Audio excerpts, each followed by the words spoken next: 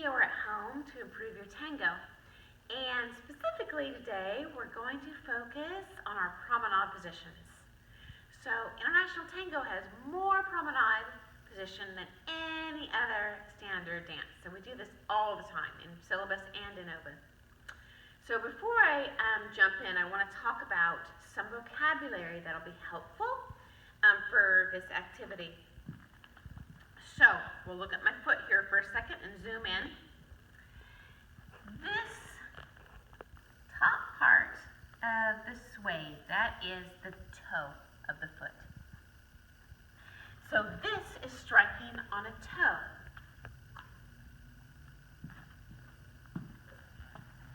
This part of the shoe here, that's a ball of foot. This is striking on a ball. The whole bottom edge of the foot is striking on a flat, and tango does have flats, unlike the other dances, so that's a little unusual. This part of the shoe here is the heel. This is striking on a heel.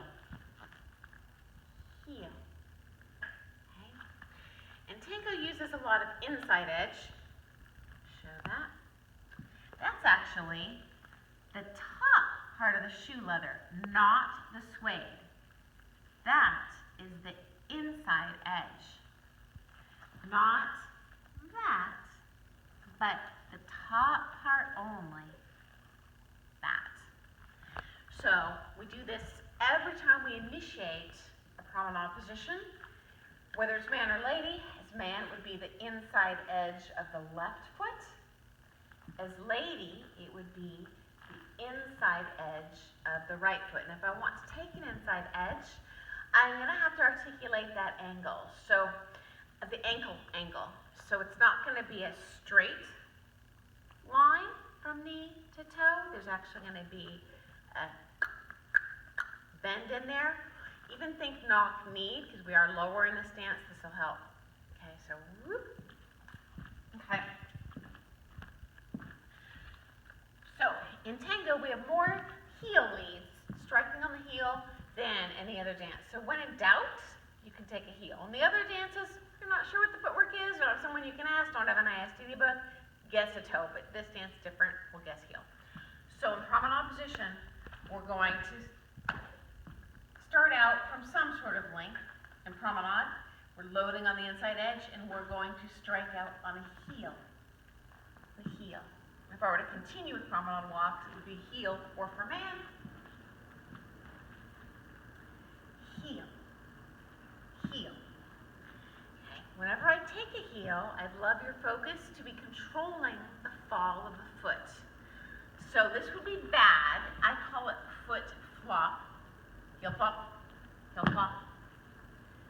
And you're going to have more control and a solid top line if when you strike on that heel, you wait. You suck that toe up to the air as long as you can.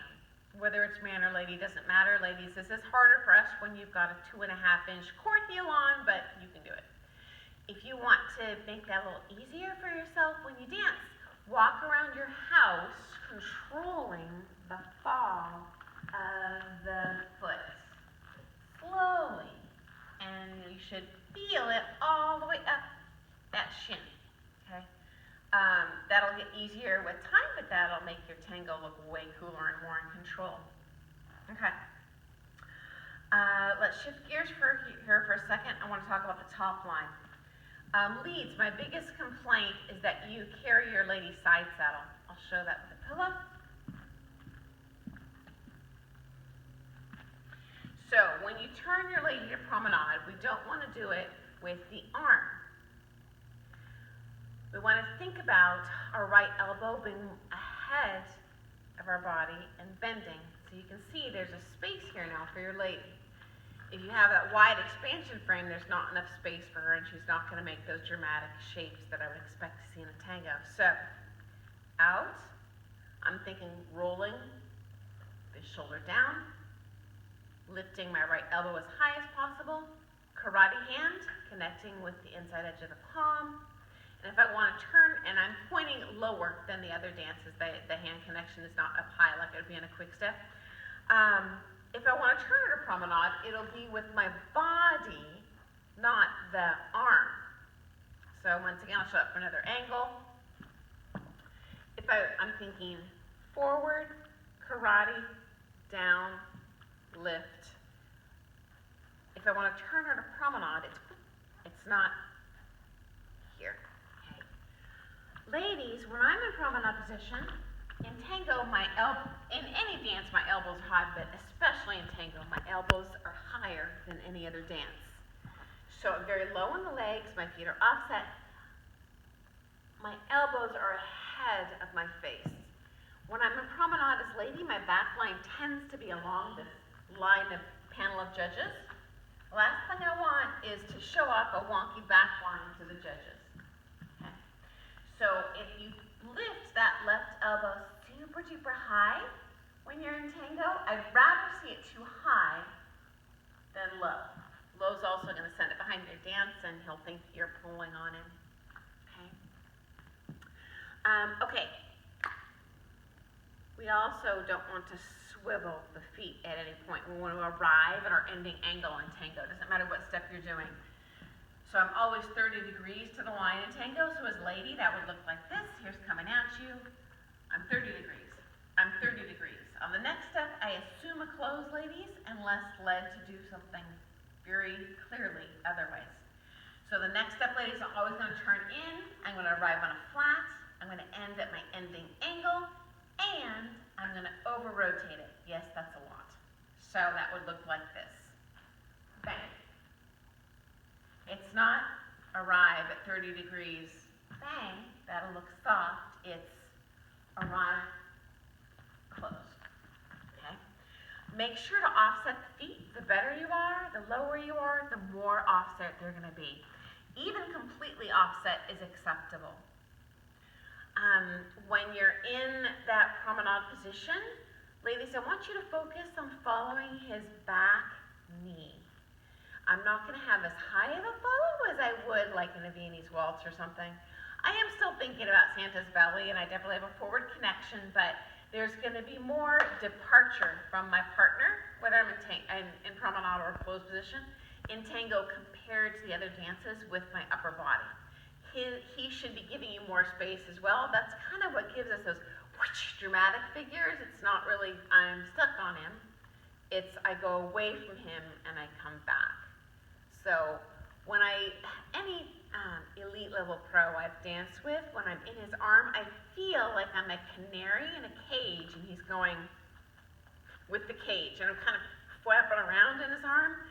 I'm not really dramatically trying to make that shape. I certainly am never going to want to shape away from him. It's more whack whack.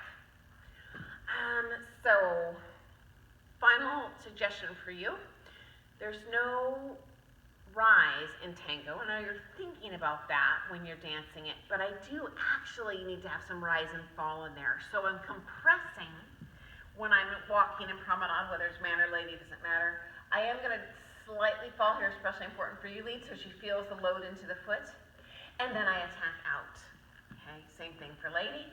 I'm also thinking about my body speed there. I don't want to go 5 miles an hour, 5 miles an hour, 5 miles an hour. I'm going to go 0, 0, 0, whatever, 100.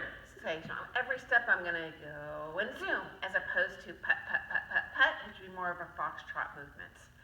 I also, in terms of rise and fall, when I'm doing that attack, even though it's fast, I do need to aim slightly higher, have a slight rise. So if I were dancing towards that pillow, say as lady, as man, doesn't matter, if I just let gravity take over, I'm going to end up falling and swaying. So I want to think about pressing slightly up. If I have a bow and arrow, I'm not going to aim at the pillow, otherwise by the time the arrow gets there, it's going to miss target. I'm going to go slightly above, so by the time the arrow arrives, it'll end up at pillow height. So, thinking about shooting my bow and arrow, I want to go slightly up with my energy, with that slight rise, and the net result will be dead even. That'll apply to both man and lady. So you can do just a series of promenade walks in your house or alone in your dance studio and practice how much rise you need to maintain absolute even. And these days when you have, you can record yourself on cell phone, if that's something you can easily diagnose and save yourself the cost of a private lesson to get that down. And the better flight you have, obviously the more rise you're gonna need to not fall there. You're gonna have a lot of power, but you can rein that in with time just by practicing alone. So I hope those hints have been helpful. And thank you so much for joining me. If you have any questions or a future topic you want me to focus on, just drop me a note in the comments section. I'd love to do that for you. Thanks so much for joining me this week, and hope to see you soon. Bye, guys.